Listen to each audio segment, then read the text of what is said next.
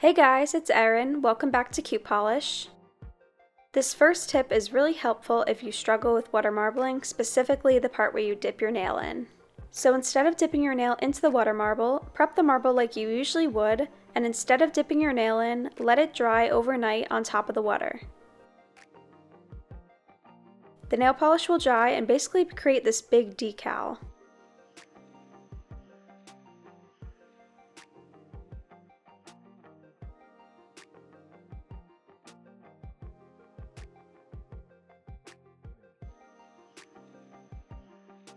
Then you can paint your nail with a white base, and once the base color is dry, use the decal and really take your time to decide exactly where you want to place the marble.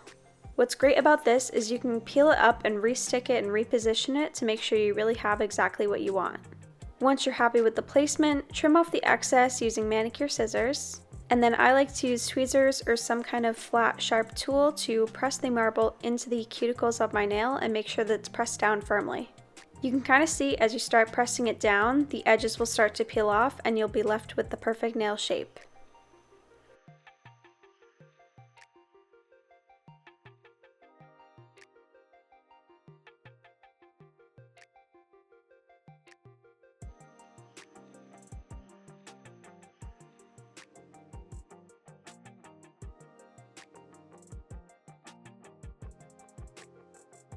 As always, seal everything in with top coat, and there you have water marble nails without the mess of dipping your nail into the water.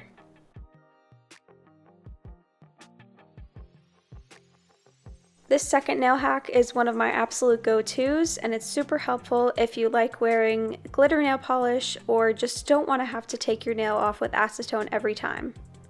Use a peel-off base coat. What's great about these is that they are water-based and make it so you don't have to use acetone to scrub off difficult nail polish like glitter. So just like usual, after the peel-off base is dry, I applied my glitter polish, and now instead of scrubbing at it with acetone for minutes, I'm able to just peel it off. Sometimes it comes off in one big sheet and sometimes it comes off more in pieces like this, but either way, I'm not scrubbing at my nail and it's so much easier to remove. And speaking of glitter nail polish, here's a great tip if you have a glitter nail polish you like but doesn't have amazing impact in terms of the glitter. Obviously you don't want to apply 4+ coats of nail polish on your nail, so instead of applying coat after coat of glitter, take a makeup sponge and apply the glitter onto the sponge. Wait for the base to absorb slightly into the sponge and then sponge the glitter directly onto your nail. Instead of thick coats of polish with only a little bit of glitter, you'll get a much higher glitter payoff and so much sparkle.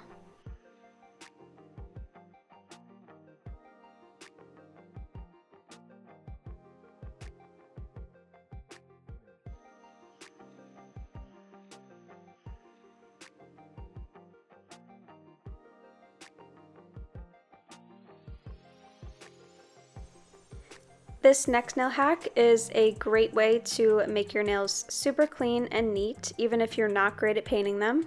Even though I've been painting my nails for years, I still sometimes get a little bit of nail polish flooded into my cuticles. But obviously that's not a super clean look, so what you want to do is take a nice angled brush like this one, dip it into acetone, and use it to just swipe along your cuticles to remove any of that excess polish. You can get a cleanup brush specifically for this. You can also just use an old eyeshadow brush that has this kind of design. But once you clean up, you'll have a really nice and neat cuticle line. This nail hack is great if you struggle with painting designs on your other hand or just even on your nails in general. Instead of doing your nail art directly on the nail itself, paint them onto a sandwich bag. Here I'm doing some little snowflakes. And once you've painted your designs, take a top coat and paint over them completely to make a little decal. Let them dry fully for a few hours and they'll peel right off the sandwich bag. It's almost like making your own personal nail stickers.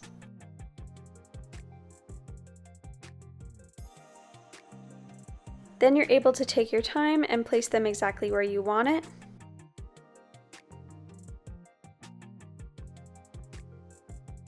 Trim off any excess that hangs off the nail, and I'm going to use top coat just to kind of meld the decals into my nail.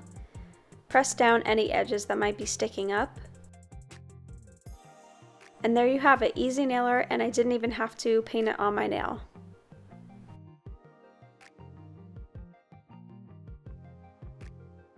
I swear by this next nail hack because I think that proper prep is how to make a long-lasting manicure.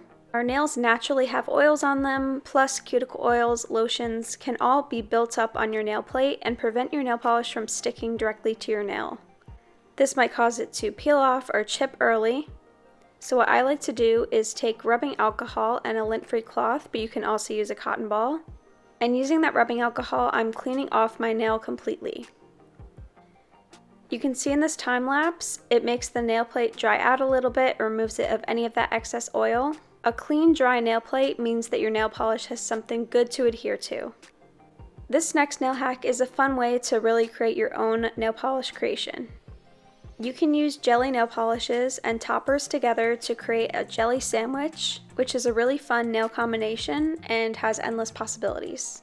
Start with one layer of the jelly, then take your topper, I'm using this iridescent flake one, and sandwich it together with another layer of the jelly.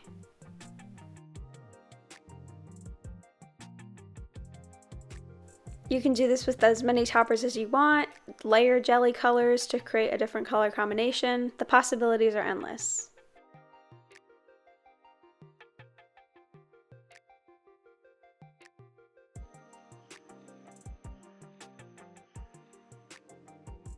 This next nail hack is great if you love to do nail art but have limited tools. You can use basically anything for a dotting tool depending on the size. Even something as simple as a toothpick can make a great dotting tool.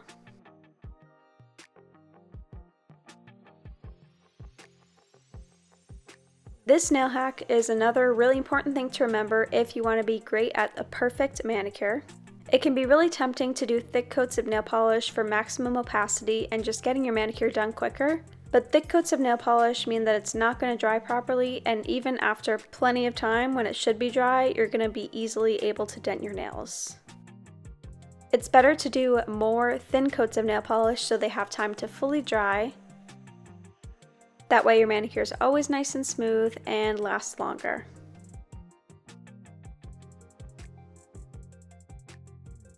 This next nail hack is one that I never skip. It's a great way to make sure you get the most of your matte top coat.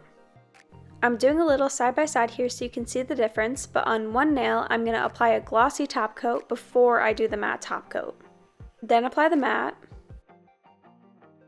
and give it a few minutes to dry down completely.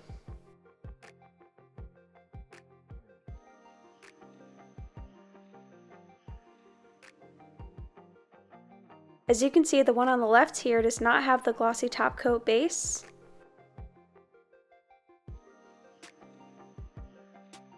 It's a little trickier to see on camera, but my brush strokes are more visible on this one, and the matte isn't quite as matte as the one on the right. Something about applying a glossy top coat before you do the matte top coat makes sure that your nail is nice and smooth, free of any imperfections, and really makes it super matte. And those are all 10 of the nail hacks. We hope you guys found this video helpful. If you want to see more from Cutepolish, you can click the boxes here. If you want to see more from Cutepolish, you can click the boxes here, or click the circle here to subscribe to Cutepolish for a new video every week. You can also click the circle here to subscribe to my personal nail channel.